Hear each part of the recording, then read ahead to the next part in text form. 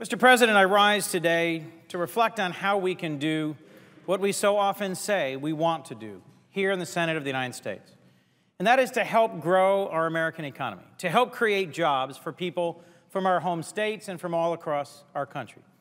Just yesterday in my state of Delaware, I co-hosted with my congressional colleagues a job fair where 1,300 people showed up early, stayed late, interviewed for jobs with dozens of employers.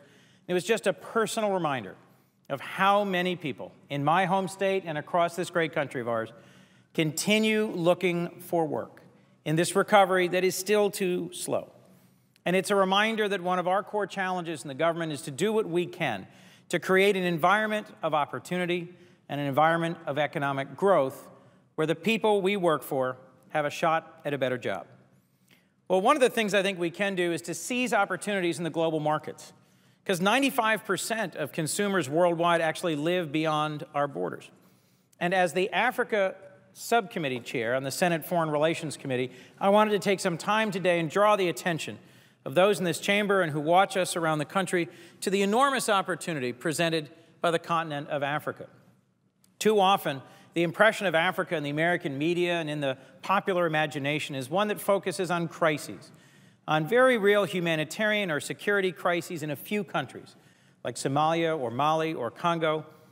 But the average American, the average member of this chamber, so often overlooks a changed reality in the last decade. A decade in which 6 of the 10 fastest growing economies on Earth were in sub-Saharan Africa. In fact, studies show in the decade to come that number will simply increase to 7. So what are we to make of all this opportunity in Africa? There are some Fortune 500 companies, well-known household names, Coca-Cola, Caterpillar, DuPont, Pioneer, who've seen this opportunity and are taking advantage of it, who recognize that a vast and rapidly growing middle class in countries like Nigeria, Chad, Ethiopia, Rwanda, not exactly household name countries, not exactly countries the average American thinks of as having great growing markets. Well, these companies have penetrated these markets and have recognized the opportunity that lies therein. And it's important that they've done that in no small part with help from the U.S. government.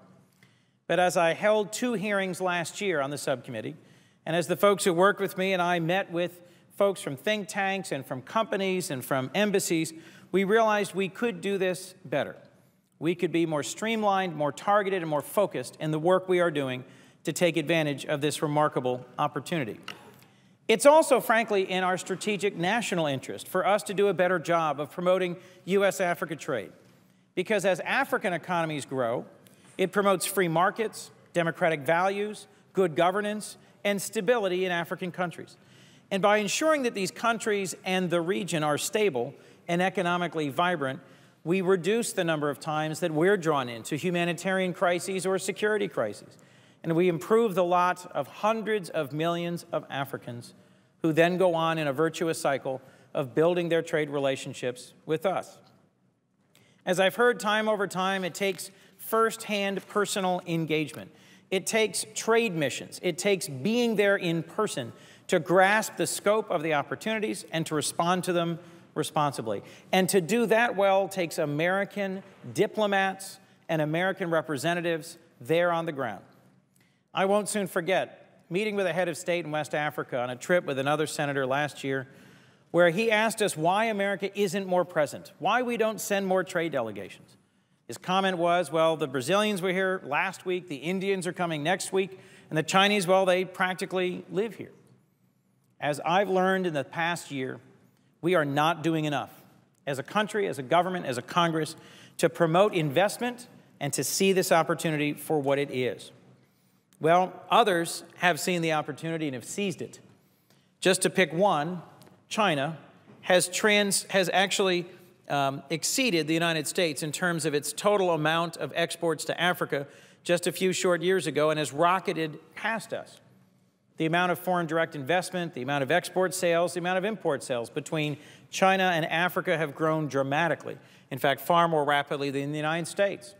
And even though we have long-standing and positive relationships, I fear that we will wake up and discover that China has secured long-term contracts that lock in their interests for decades and lock out American companies, American employers and American interests. The World Bank has recently predicted that Africa is on the verge of a takeoff, much like what we saw happen in the Pacific Rim or in India or in Central America over the last 20 years. In my view, we have to engage now. When we grow our exports to parts of the world like Africa, it grows American jobs and high-quality jobs. Every $1 billion in exports that we send overseas supports another 5,000 U.S. jobs. And just last year, U.S. exports overseas supported more than 7 million jobs. I salute the initiative of the President and the Department of Commerce, who are focused on trying to do more business with Africa and to do it more wisely. But frankly, we need to do more. So as chairman of the Foreign Relations Subcommittee on Africa, along with my friend and partner in the last Congress, Senator Johnny Isakson of Georgia, I convened a series of hearings to focus on U.S. economic statecraft in Africa, to gather data, to have conversations, and to learn the facts about what we need to do to be more competitive. And so I've released a report just today called Embracing Africa's Economic Potential that offers concrete recommendations to the U.S. government, actions we can take right now, often in partnership with our private sector and with African governments, to strengthen our trade relationship between the U.S. and the countries of sub-Saharan Africa. Anyone interested can download a copy at coons.senate.gov/Africa. Our report makes 6 recommendations, none of which involve spending a single dime of additional taxpayer money. In fact, it recommends ways to use what money we already spend on exploring and expanding into the market of Africa more efficiently and more effectively. So let's look at the recommendations in the report. First, it suggests that we work with our African partners to remove barriers to trade. Trade is impeded in Africa by everything from poor governance and unreliable infrastructure and complex tariffs to corruption. There are solutions that the United States has already offered, and there are efforts already underway by American businesses in partnership with our African partners.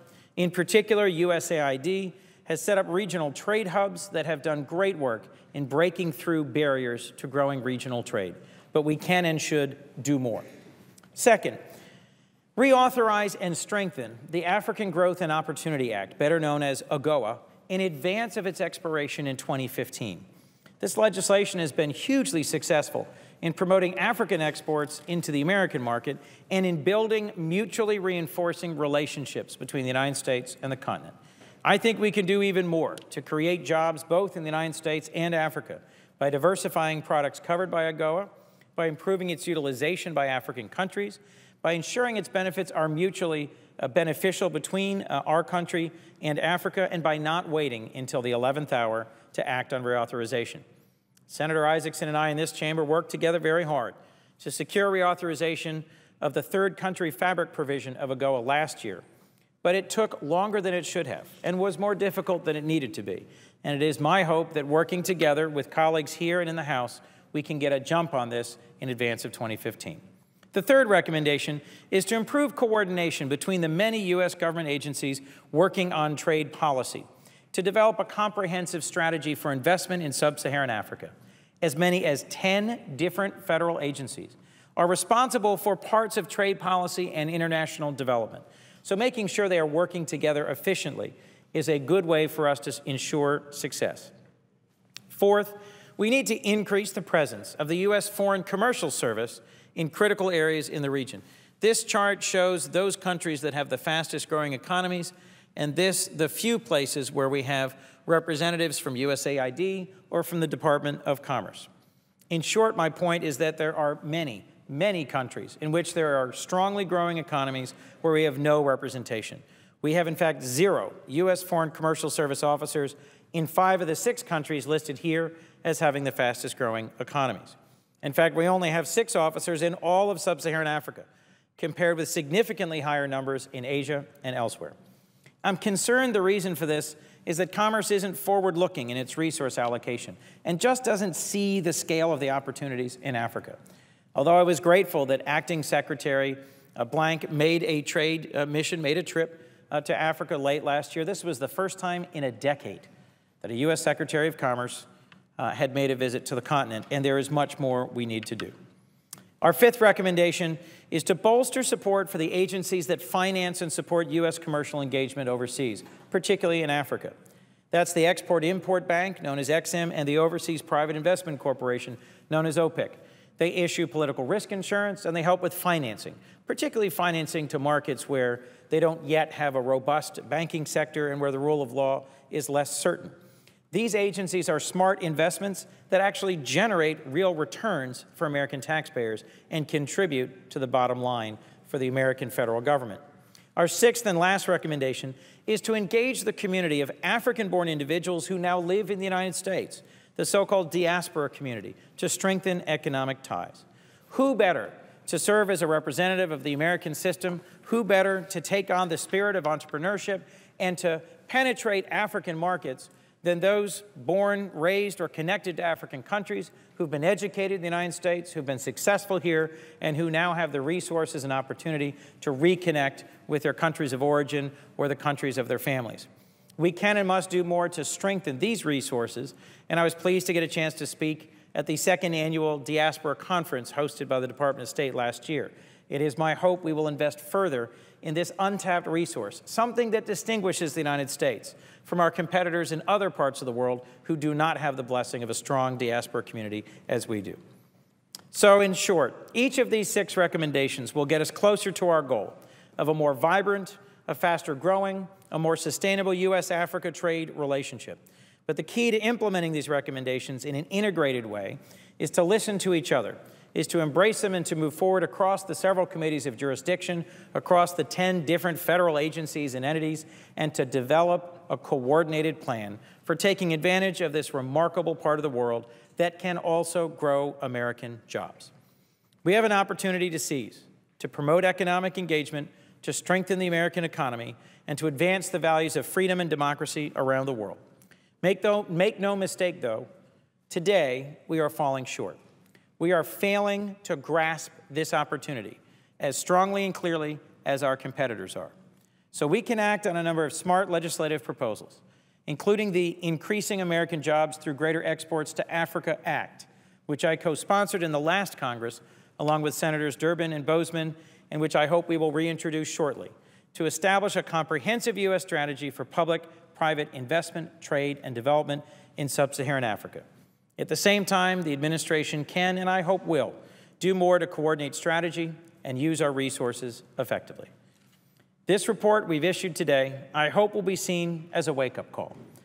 If we fail, if we wake up 10 years from now, we will see jobs and opportunities we might have grasped taken by our competitors. It is my hope that we will not watch these opportunities pass us by, but will instead take advantage of this remarkable moment and this great opportunity. Thank you.